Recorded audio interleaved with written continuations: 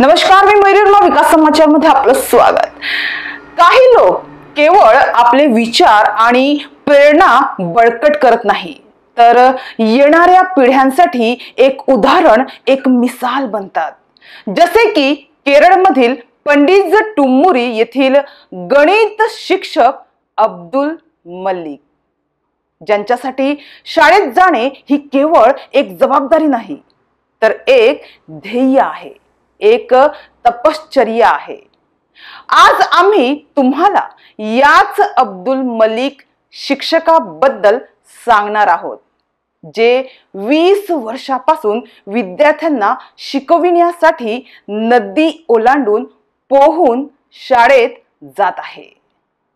केरळमधील पंडित टुम्मुरी येथील अब्दुल मलिक, जे 20 वर्षापासून नदी ओलांडून मुलांचे भविष्य घडवत आहे। प्राथमिक शाळेतील गणिताचे शिक्षक अब्दुल मलिक हे समर्पण आणि दृढ निश्चयाचे एक जिवंत उदाहरण आहे, जे वाहत्या नदीला ओलांडून ज्ञानाची ज्योत पेटवत आहे। शिक्षणाप्रती असलेली त्यांची निष्ठा आणि अध्यापनाचा एकही दिवस ते बुडू देत नाही। यामुळे ते स्थानिक नायक आणि देशभरात एक प्रेरणास्थान बनले आहेत। केरळमधील पंडित टुम्मुरी येथील रहिवासी अब्दुल मलिक गणिताचे शिक्षक आहेत। ते 20 वर्षापासून कदलुंडी नदी ओलांडून पोहून मुलांना शिकविण्यासाठी दररोज शाळेत जातात। अब्दुल यांना गेल्या 20 वर्षात एकही दिवस शाळेत पोहोचण्यास उशीर झाला नाही। एवढंच नाही, तर 20 वर्षापासून त्यांनी एकही दिवस सुट्टी घेतलेली नाही। मुलांना शिकविण्यासाठी त्यांच्या समर्पणाने आणि कठोर परिश्रमामुळे ते विद्यार्थ्यांसाठी एक नायक आणि प्रेरणास्थान बनले आहेत।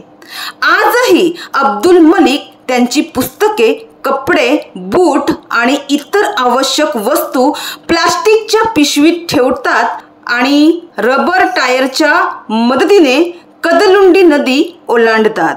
दरम्यान द हिंदूला दिलेल्या मुलाखतीत मलिक यांनी सांगितलं की 12 किलोमीटर प्रवास करण्यासाठी बसेसची वाट पाहण्यासाठी 3 तास लागतात। या प्रकारच्या वाहतुकीवर अवलंबून राहण्यापेक्षा नदी ओलांडून शाळेत पोहोचणे मला अधिक योग्य वाटते।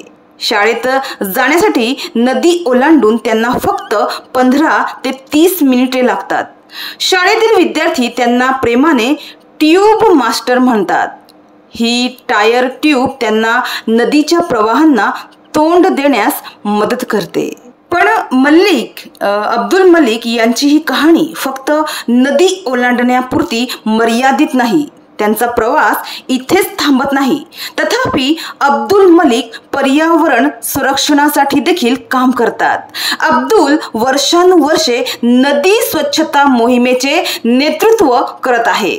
या मोहिमेअंतर्गत ते त्यांच्या विद्यार्थ्यांसह कदलुंडी नदी स्वच्छ करतात। केरळ राज्य प्रदूषण नियंत्रण मंडळाचा अहवाल समोर आल्यानंतर त्यांनी ही मोहीम सुरू केली। मलिक सांगतात की निसर्ग ही देवाची देणगी आहे, म्हणून आपण आपल्या नद्या प्रदूषित करणे टाळले पाहिजे। तसेच अब्दुल मलिक हे विद्यार्थ्यांना पोहणे देखील शिकवितात। 5वीच्या पुढच्या विद्यार्थ्यांना पोहण्याचे ते प्रशिक्षण देतात। यामुळे या विद्यार्थ्यांमधील पाण्याची भीती दूर होते। तर आजच्या जगाला सर्व सोयींची सवय झाली आहे। मात्र या दरम्यान मलिकची कहाणी एक प्रेरणा देणारी आहे, जे आपल्याला सांगते की जेव्हा ध्येय स्पष्ट असते, जेव्हा उद्दिष्ट शुद्ध पवित्र असते, तेव्हा कोणताही अडथळा इतका मोठा नसतो की तो पार करता येत नाही। अब्दुल मलिकची कहाणी आपल्याला शिकविते की खरा समर्पण म्हणजे जे लाटांशी आदळले तरीही बुडत नाही। ते आपल्याला शिकवितात की शिक्षणाचा दिवा पेटविण्यासाठी कितीही वादळे आली तरी आपण तो विझू देऊ नये। अब्दुल मलिक हे फक्त शिक्षक नाहीत, तर ते एक प्रेरणा स्थान आहेत. एक तारा जो नदीच्या खोल पाण्यातही चमकतो आणि आपल्याला मार्ग दाखवितो.